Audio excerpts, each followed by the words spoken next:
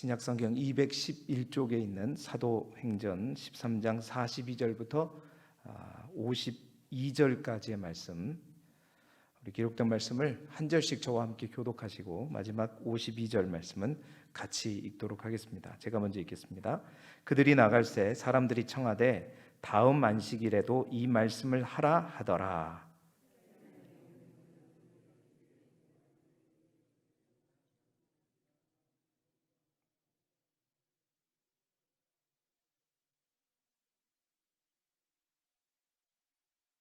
그 다음 안식일에는 온 시민이 거의 다 하나님의 말씀을 듣고자 하여 모이니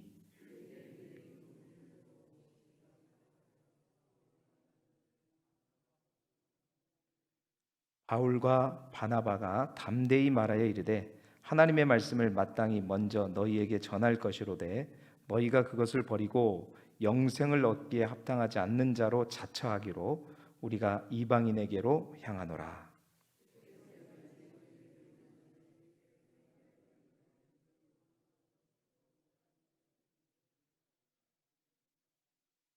이방인들이 듣고 기뻐하여 하나님의 말씀을 찬송하며 영생을 주시기로 작정된 자는 다 믿더라. 이에 유대인들이 경건한 귀부인들과 그 신의 유력자들을 선동하여 바울과 바나바를 박해하게 하여 그 지역에서 쫓아내니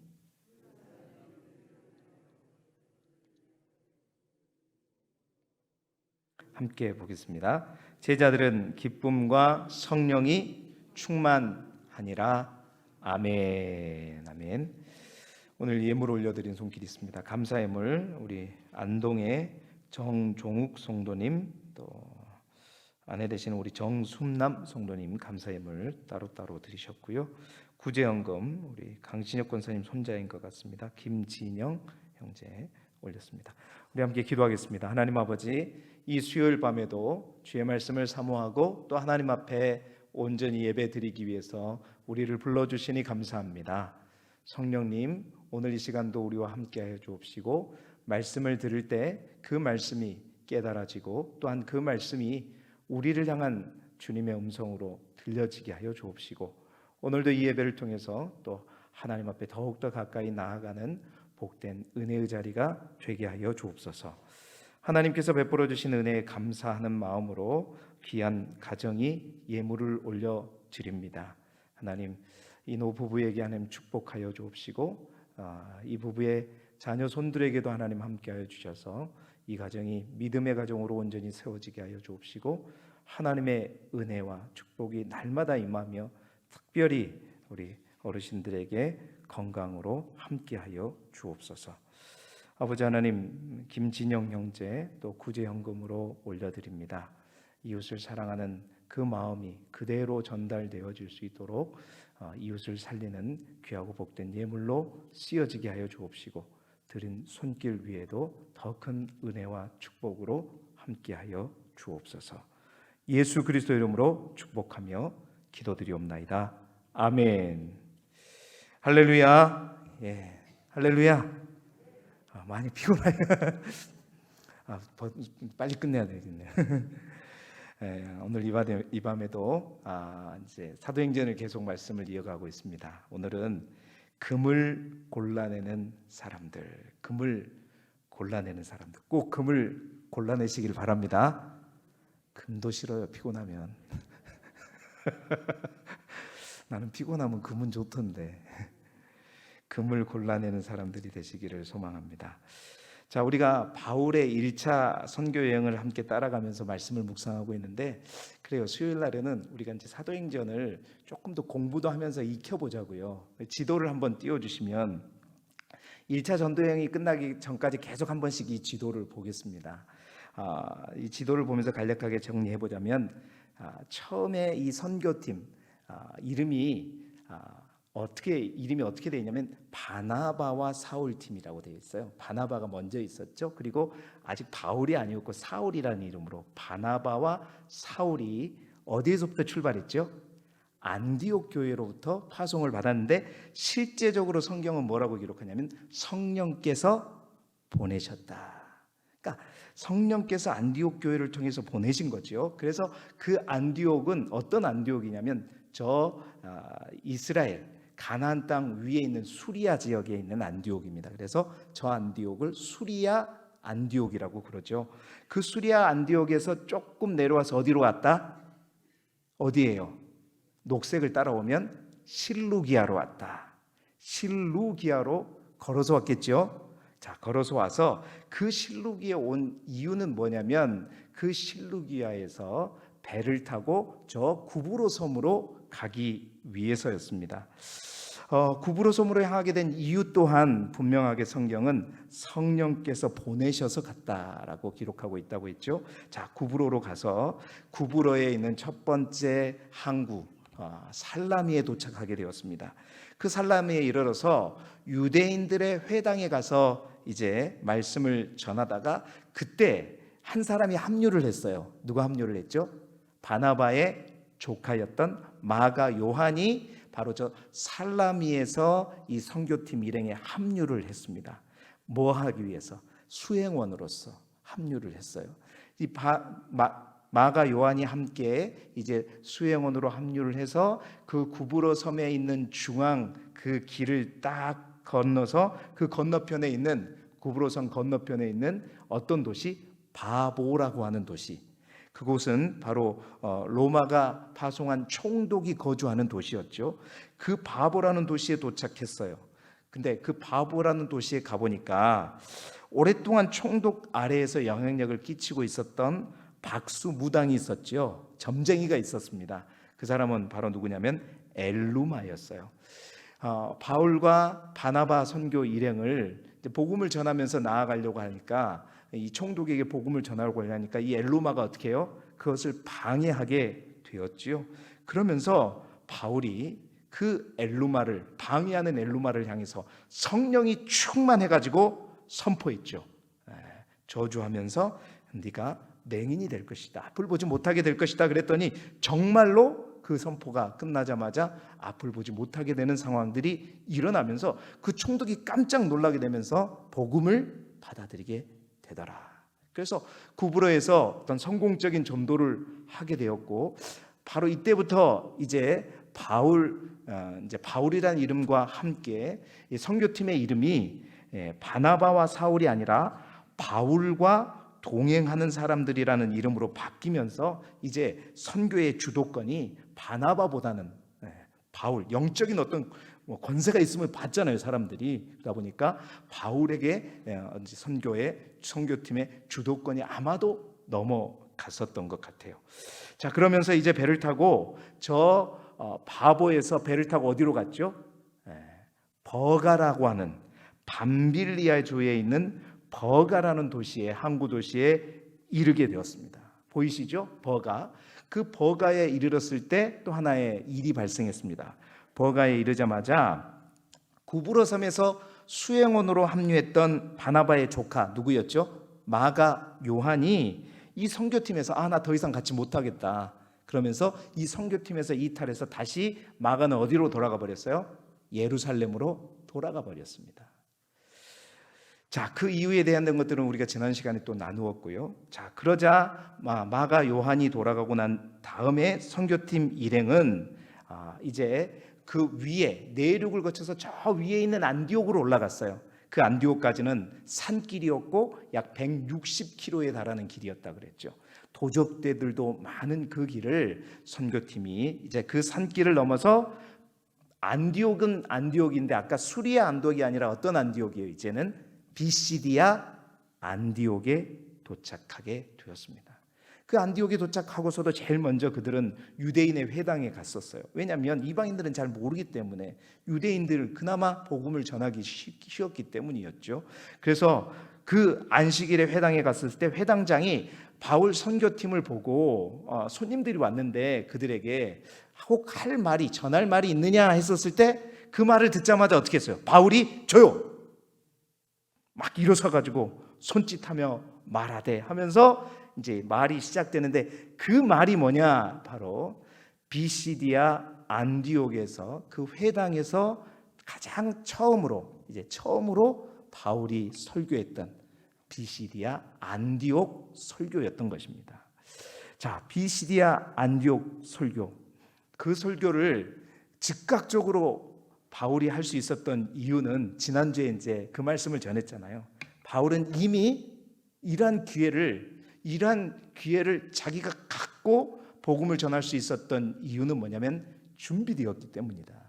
그래서 지난주에 준비됐나요? 제목으로 말씀을 전했었죠. 그래서 준비되어서 그 준비된 메시지를 구약에서부터 쫙, 왜? 유대인들은 구약 말씀을 잘 알기 때문에 그들이 알고 있는 구약에 있는 말씀들을 쭉 끌어내면서 그 말씀들이 결국 무엇을 향하고 있는지를 분명히 핵심을 짚어줬죠. 그 핵심은 다름 아닌 뭐예요? 율법이 아니라 복음이고, 그 복음은 바로 예수 그리스도를 통한 구원에 있다는 사실을 담대하게 전했다는 거예요. 이것이 바로 비시디아 안디옥에서의 바울의 첫 번째 설교였습니다. 자, 지도 다시 한번 마지막으로 보여주세요. 자, 어디에서? 자, 수리아 안디옥에서 실루기아로 오르고 배 타고 살라미로, 살라미에서 걸어서 바보로, 바보에서 배 타고 버가로, 버가에서 산길 따라 어디요? 안디옥까지. 여기까지 우리가 온 거예요. 그 안디옥에서 설교를 하고 난 다음에 오늘 우리가 읽은 말씀은 바로 그 비시디아 안디옥에서의 바울의 첫 설교가 끝난 이후에 청중들의 반응과 결과를 나타내는 말씀입니다. 이제 지도는 그만 보여주셔도 됩니다. 자, 여러분, 그렇습니다. 무엇보다도요, 설교에 있어서 중요한 건 뭐냐? 지난주에 말씀드렸던 것처럼 준비죠. 설교자의 준비가 정말로 중요합니다. 그러니까 준비된 설교, 잘 준비된 설교. 잘 준비됐다는 것은 열심히 공부했단 말도 되지만 열심히 또 기도하고 성령의 인도하심에 의해서 영적인 진리를 깨달아서 준비되는 설교, 그 준비된 설교와 준비되지 않고 즉흥적으로 하는 설교는 분명히 다르죠. 분명히 다르겠죠. 설교는 우선적으로는 설교자의 준비가 무엇보다도 중요한 것이 사실입니다. 자, 그렇다면 질문, 설교자가 정말로 말씀을 잘 준비되면 정말 그 설교는 언제나 홈런을 치는 것이냐? 아니, 피곤해서 그런지 아무런 반응이 없어요. 언제나 설교는 준비가 잘 되면 그 설교는 은혜스럽고 역사가 일어나고 청중들이 다 아멘 아멘 하는 것이냐? 오늘 우리가 읽은 본문을 통해서 이 바울의 첫 설교 이후에 비시디아 안디옥 사람들의 반응을 통해서 우리는 그 답을 확인할 수 있는데, 그 답은 뭐냐? 그렇지 않다라는 것입니다. 모두에게 아무리 천하의 바울이고 그 바울이 설교를 잘 준비했을지라도 그 설교가 모두에게 긍정적인 반응을 일으키는 것이 결코 아니더라라는 겁니다. 자, 첫 설교가 끝난 직후의 반응들을 보면 유대인들과 그 회당에 모였던 유대인들과 유대교에 입교한 경건한 사람들의 반응은 전체적으로는 좋았어요. 자, 그 말씀이 42절 말씀입니다. 우리 42절 말씀 함께 같이 읽어볼까요? 시작. 그들이 나갈새 사람들이 청하되 다음 안식일에도 이 말씀을 하라 하더라. 그들은 누구예요? 이 회당에 모여서 바울의 첫 설교를 들은 사람들입니다. 그 사람들이 이 설교를 듣고 나서 나가면서 뭐라 그래요? 바울에게 청하는 거예요. 바울 선생님, 다음 안식일에도 이 말씀을 전해주세요. 이 말씀을. 여러분, 그런데 여기서 중요한 것은 바로 이 말씀이에요. 이 말씀이라는 것은 우리 성경에 보았지만 비시디아 안디옥에서 했던 바울의 첫 설교가 한 문장이 아니었어요. 한 말씀이 아니었어요. 구약에서부터 쭉 나눴대. 거기에서 이 말씀은, 여기에서 말하는 이 말씀은 어떤 말씀을 말하는 거냐면, 그들이 지금까지 랍비들에게 듣지도 못했던 말씀이 있었었는 거예요. 구약에 있는 율법에 관련된, 모세에 관련된 말씀, 솔로몬에 관련된 말씀, 선지자들에 관련된 말씀 다 들었죠. 안 들은 게 없어요. 그런데 중요한 것은 그 말씀이 누구를 향하고 있다? 예수 그리스도를 향하고 있다. 그리고 그 예수 그리스도로만이 구원받을 수 있다는 그 사실, 바로 그 말씀, 율법이 아니라 복음이다. 율법이 아니라 예수 그리스도다. 들어보지도 않는 말씀이거든요. 바로 그 말씀을 말한 겁니다. 이 말씀을 다음 안식일에도 꼭 전해달라고 얘기하면서 나간 거예요. 여러분, 그 말씀의 핵심이 우리 지난 BCD 안디옥 설교의 13장 38절 39절의 말씀이었어요. 우리 같이 읽어볼까요? 시작.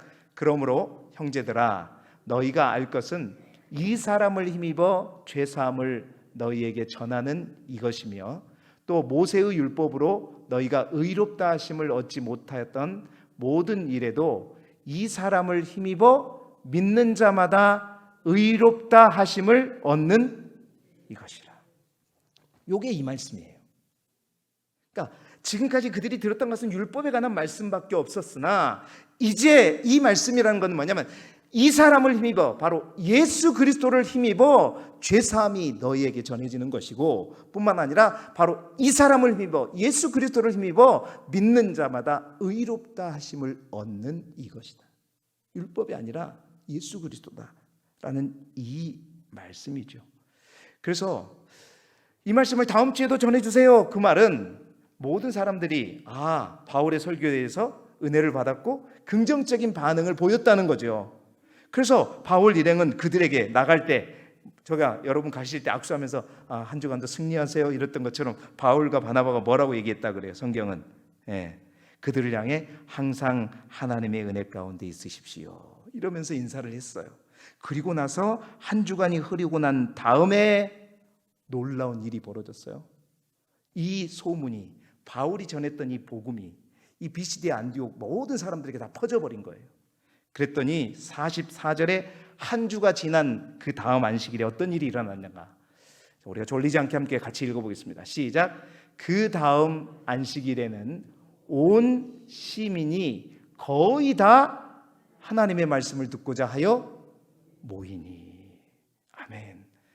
BCD 안디옥에 있는 유대인들 뿐만 아니라 이방인들까지 모든 시민들이, 바울이 와서 말씀을 전했는데 이 말씀이 그동안 우리 목사님한테 들었던 말씀하고는 차원이 달라. 엄청나. 이 소문이 쫙 퍼져버린 거예요. 그래서 유대인들 뿐만 아니라 그 마을의 온 시민들이 다 이 회당으로 모였던 것입니다. 자, 그저 준비된 바울의 설교를 듣고 모든 사람들이 긍정적인 반응을 보이고 모여 들었는데, 이제 문제는 이때부터 발생하는 거예요. 다 모여서 두 번째 주가 시작될 때부터 진짜 바울의 설교가 모든 사람들에게 다 긍정적인 영향을 미쳤구나, 모든 사람들이 복음을 받아들였구나 라고 생각했는데, 이제 그 실체가 드러나게 된 거죠. 한 주가 지나 보니 두 갈래로 나뉘었던 겁니다. 첫 번째는 뭐냐? 말씀을 듣고 진짜로 기뻐하는 무리들이 있었어요. 자, 그 무리들, 율법이 아닌 복음으로, 율법을 통해서는 죄사함을 받을 수 없고 의롭다 하심을 받을 수 없고 오직 이 사람을 힘입어, 예수 그리스도를 힘입어야 죄사함을 받을 수 있고 의로움을 받을 수 있다는 이 복음의 메시지를 처음 듣는 이 말씀을 듣고 안식일에 모여들었던 사람 중에 이방인들이 완전히 뒤집어지게 됩니다. 48절의 말씀, 오늘 우리가 읽었던 48절 말씀 함께 49절 말씀까지 읽어볼게요. 시작. 이방인들이 듣고 기뻐하여 하나님의 말씀을 찬송하며 영생을 주기로 작정된 자는 다 믿더라. 주의 말씀이 그 지방에 두루 퍼지니라. 자, 이방인이 듣고, 유대인들이 아니에요, 이방인들이요, 이 말씀을 듣고 유대인 울타리 바깥에 있는 그 이방인들이 이 말씀을 듣고 기뻐한 거예요. 하나님의 말씀을 찬송하면서 그 말씀의 은혜를 받고요, 영생을 주시기로 작정된 모든 자들이 다 어떻게 해요? 예수 그리스도를 믿게 되더라. 그리고 그 말씀이 그 지방에 두루 퍼지더라. 여러분, 그 말씀이 그 지방에 두루 퍼지려면 가만 놔두면 말씀이 퍼집니까? 말씀이 다리가 있어서 퍼지는 거 아니잖아요. 이 사람들이 복음을 전한 거예요. 그 은혜 받은 말씀을 듣고 곳곳에 터져서 이 복음을 전해서 그 말씀이, 예수 그리스도가 두루 이 BCD 안디옥시에 다 퍼지게 그렇습니다. 그 이방인들은 이 하나님의 말씀을 듣고 자신들을 향한 하나님의 말씀으로 들려줬고, 그 하나님의 말씀을 찬송했고, 영생을 주식으로 작성한 자들이 다 믿게 되었고, 이를 통해서 온 지역에 말씀이, 하나님이, 복음이 두루 퍼지게 되었어요. 그렇습니다.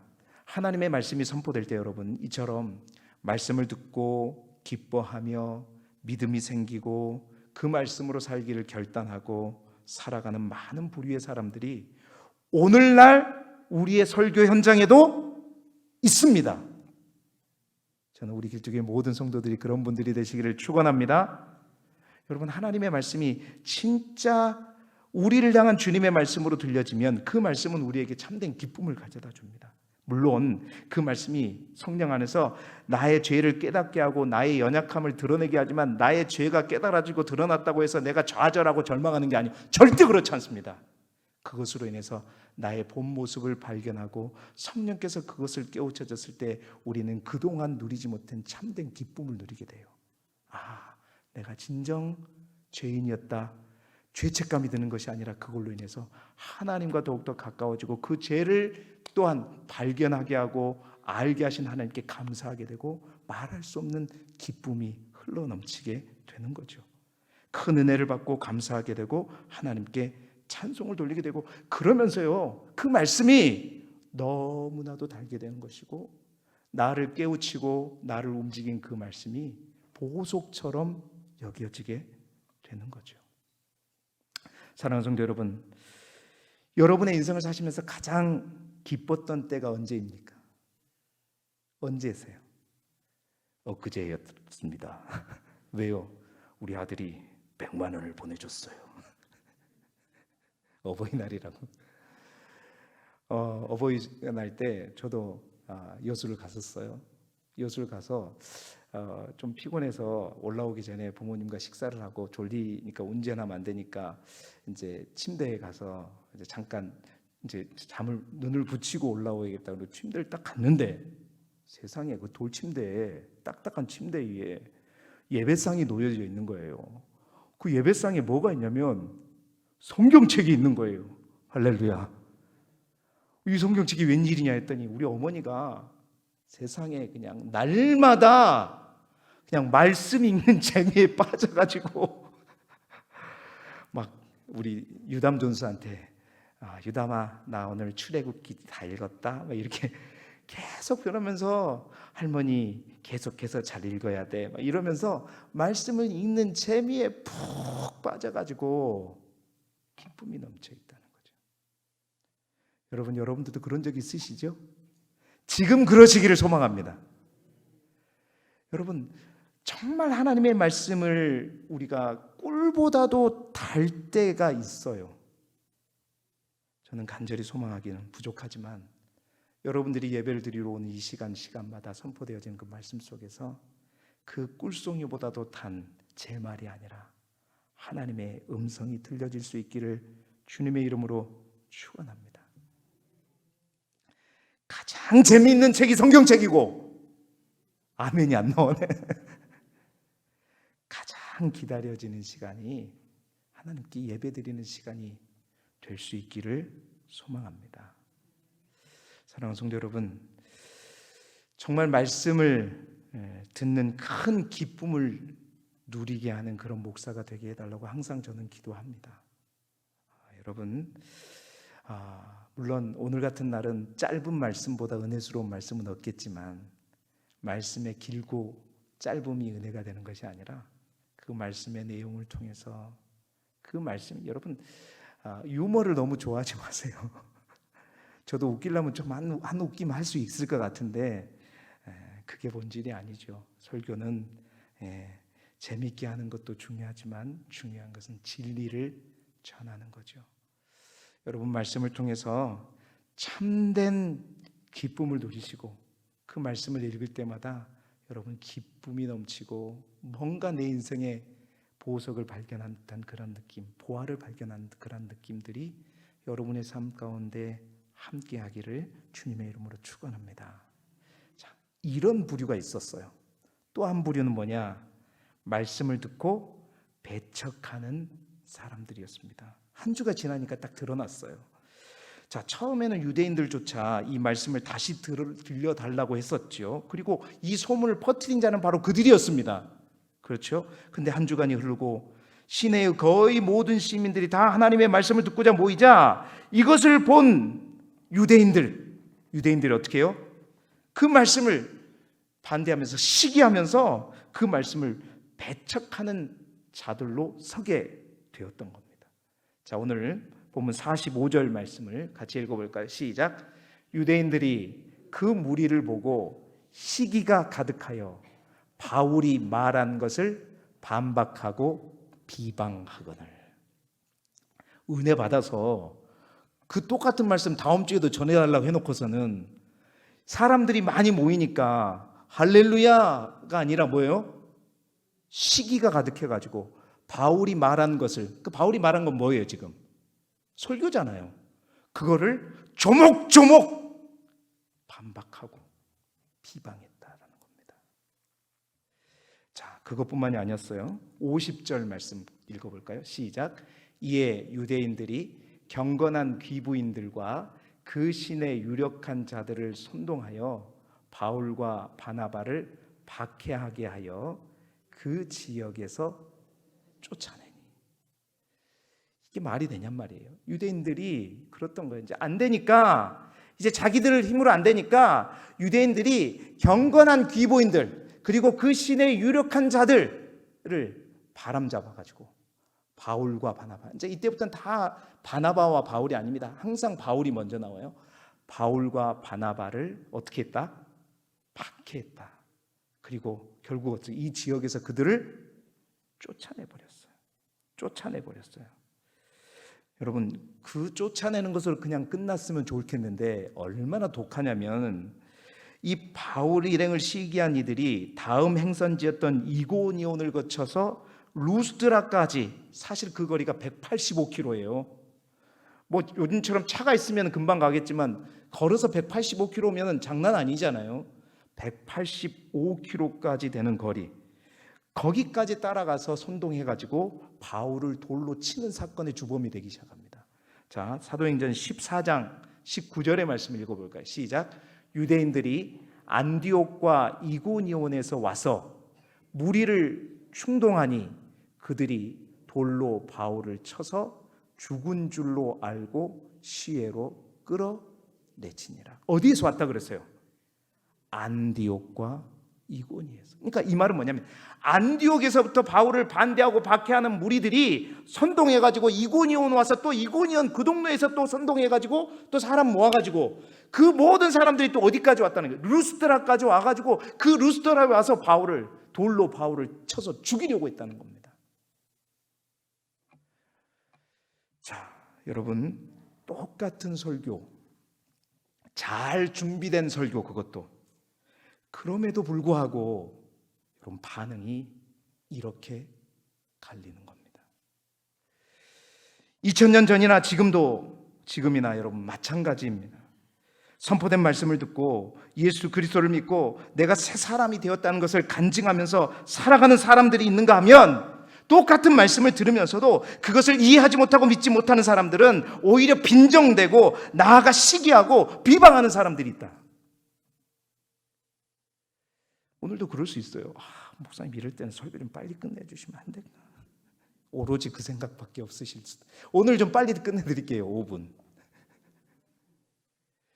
여러분, 유대인들이 시기한 여러 가지 이유들이 있겠죠.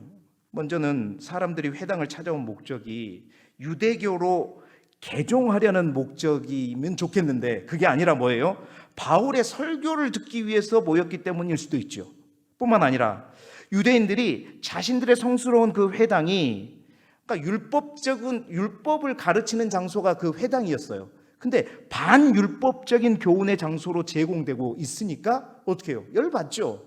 뿐만 아니라 율법을 가르치는 회당에서 율법으로 구원을 받지 못한다. 복음은 율법이 아니라 예수 그리스도다라는 것을, 우리가 예수 그리스도를 힘입어 믿는 자만이 의롭다 하심을 얻을 수 있다라고 선포하니, 그 유대인들이 처음에는 회당에 사람들이 많이 오니까 좋았다가 아니다 해가지고 끝까지 이 바울은 죽여야 된다, 죽여야 된다. 이렇게 마음먹은 거죠. 그런데 여러분, 그들은 진정한 하나님의 뜻을 헤아리지 못하였던 겁니다. 선민의식과 특권의식으로 인해서, 그들의 집단 이익으로 인해서, 자신들의 감정으로 인해서 그들은 진정한 복음과 생명의 복음 선포되었음에도 불구하고 어떻게 해요? 듣지 못하고 거부해버린 거죠. 결국 그러한 반응과 반박과 박해로 인해서 여러분, 유대인들에게 어떠한 결과가 일어났느냐? 오늘 이 본문 46절은 굉장히 중요한 말씀이에요. 왜 복음이 유대인으로부터 하지 아니하고 거꾸로 이방인들에게 먼저 갔는가? 그 이유가 여기 설명되어 있습니다. 46절 말씀 우리 읽어볼까요? 시작. 바울과 바나바가 담대히 말하여 이르되 하나님의 말씀을 마땅히 먼저 너희에게 전할 것이로되 너희가 그것을 버리고 영생을 얻기에 합당하지 않는 자로 자처하기로 우리가 이방인에게로 향하노라. 유대인에게 복음을 먼저 전하지 않으려고 한 것이 아니었단 말입니다. 복음을 전하려고 했어요. 근데 스스로 그들이 그것을 어떻게 했다? 발로 걷어찼단 말이에요. 자처했다. 그것을 버리고 영생을 얻기에 합당하지 않는 자로 스스로 자처하기 때문에 어쩔 수 없이 이렇게 자기를 죽이려고 하는데, 복음을 전하려고 하는 바울을 죽이려고 하는데, 여러분, 바울은 그래서 어떻게 해요? 우리가 이방인에게로 향하노라. 그래서 복음이 이방인들에게 선포되기 시작했던 것입니다. 그렇습니다. 복음이 유대인의 회당 또한 유대인들에게 먼저 들어갔지만, 이러한 이유로 복음은 이방인들의 먼저 수혜를 받게 되는 그런 영광을 누리게 되는 것. 여러분, 영적인 축복은 그러한 원리가 있는 것 같습니다. 하나님께서 주신 은혜와 축복을 우리가 받아 누리지 못하고 그것을 거절하게 되면 그 축복이 반드시 어디로 올라가냐? 다른 데로 가는 것이죠. 사랑하는 성도 여러분, 결코 하나님께서 우리 각자에게 주신 복을 받지 못하고 누리지 못하고 잃어버리는 그런 어리석음을 범하지 않는 우리 길쭉의 모든 성도들이 되시기를 소망합니다. 똑같은 자리에서 똑같이 듣고 똑같이 시작했지만 한쪽은 생수의 강이 흘러넘치는 것처럼 예수 그리스도를 믿을 뿐만 아니라 그들을 통해서 시 전체가 두루 하나님의 말씀이 전파됐는가 하면, 또 다른 한쪽은 거부하되 남 좋은 일만 시키고 자신들은 아무런 은혜도 누리지 못하고 결국 복음이 전해지는 일을 방해하기 위한 사단의 도구로 사용되는 안타까운 모습을 보여주고 있는 것이죠. 이제 말씀을 마무리하도록 하겠습니다. 기쁘죠? 오늘 또 이 말씀을 통해서 여러분 시험 들지 않기 위해서 빨리 마무리하도록 하겠습니다. 제가 오늘 설교 제목에 금을 골라내는 사람이란 제목을 올렸는지 아십니까? 왜 이런 제목을 올렸는가? 여러분, 소망교회 원로 목사님이 누구죠? 곽선희 목사님이시잖아요. 그 곽선희 목사님께서 이런 말씀을 하신 적이 있습니다. 설교를 들으면서 두 종류의 사람이 있다는 거예요. 첫 번째는 그 설교를 들으면서 돌을 골라내는 사람이 있다는 겁니다. 또 하나는 그 설교 속에서 금을 골라내는 사람이 있다는 겁니다. 똑같은 설교를 듣지만, 똑같은 목회자의 설교를 듣고 있지만, 어떤 사람은 그 설교를 통해서 끊임없이 그 목회자의 입술에서 나오는 도를 찾아서 그렇습니다. 목사의 상태를 듣고, 시간을 듣고, 분위기를 듣고, 자신의 분노와 시기와 상처를 통해서 설교를 들을 때 그 사람은 아무리 천하의 바울이 설교해도, 아니 예수님이 오셔서 말씀을 전해도 돌밖에 보이지 않는 것입니다. 그리고 그가 발견한 그 돌은 분명하게 자신을 넘어지게 하는 걸림돌이 되는 것이고, 그 발견한 돌은 바로 사단이 사용하는 위험한 도구가 것입니다.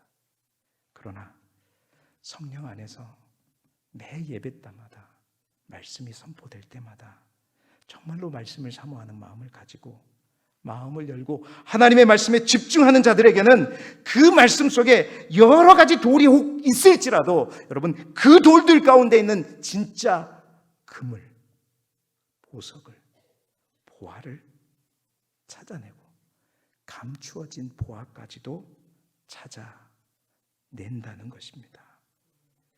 그리고 그 찾아낸 금을 가지고 자신의 삶을 윤택하게 만들어 간다는 것이죠. 저는 우리 길쭉의 모든 성도님들이 예배하는, 예배드리는, 그리고 말씀을 듣는 시간마다 돌을 골라내는 사람이 아니라 금을 골라내는 사람이 되시기를 축복합니다.